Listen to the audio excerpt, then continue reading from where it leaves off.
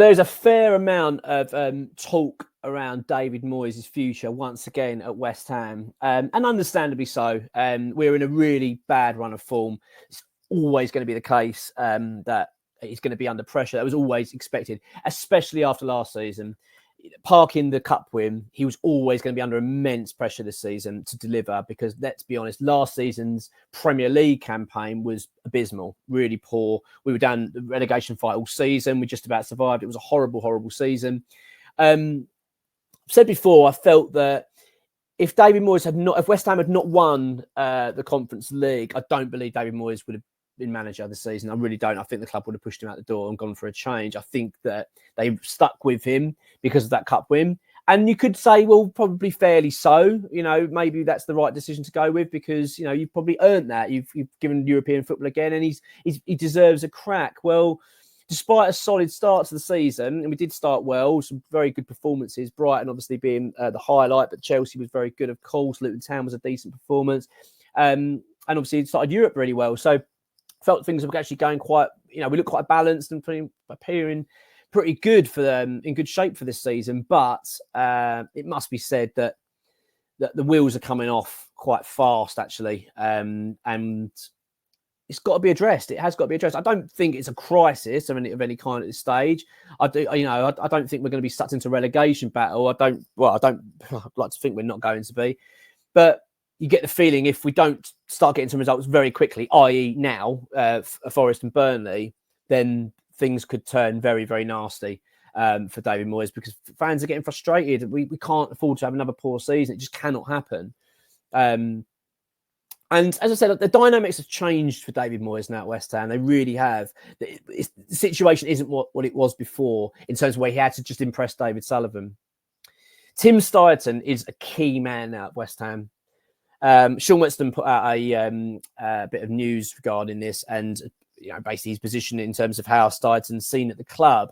And he's basically saying that Steidten is Sullivan's right-hand man. He doesn't move without him. He's the main decision maker. He's in Sullivan's ear all the time.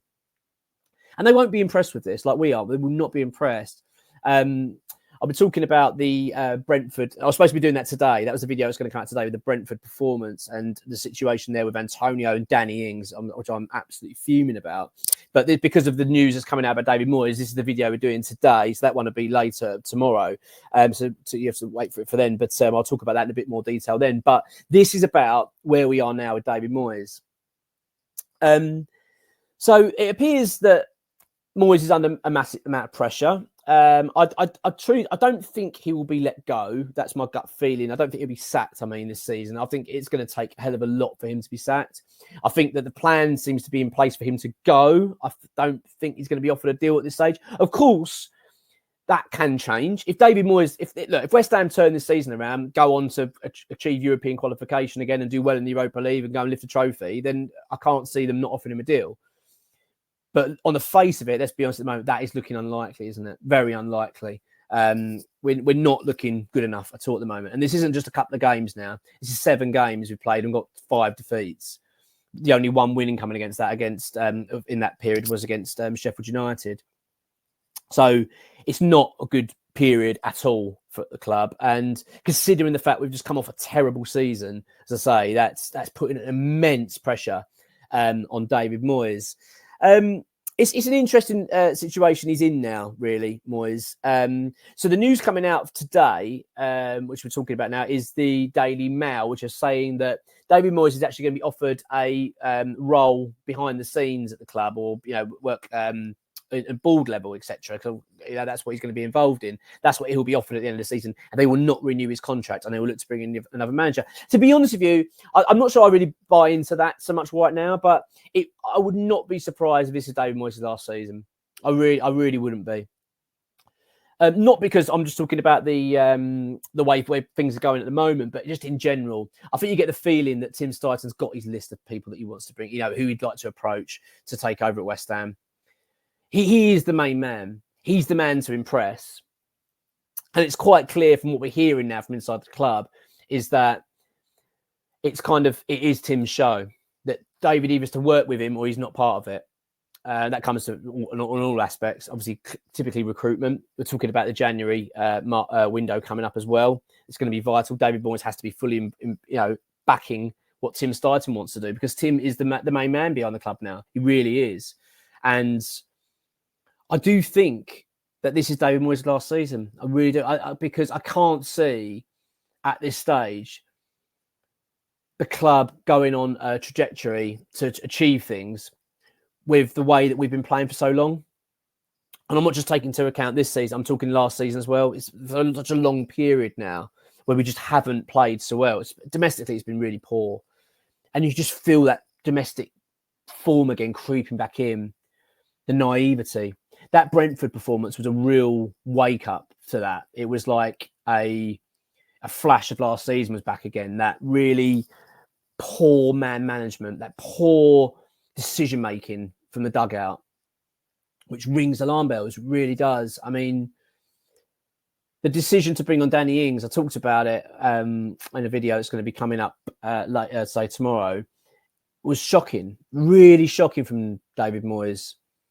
It showed a total lack of creativity, a bit of an understanding of what's going on. You know, what on what grounds is he seeing to think Danny Ings is the answer here?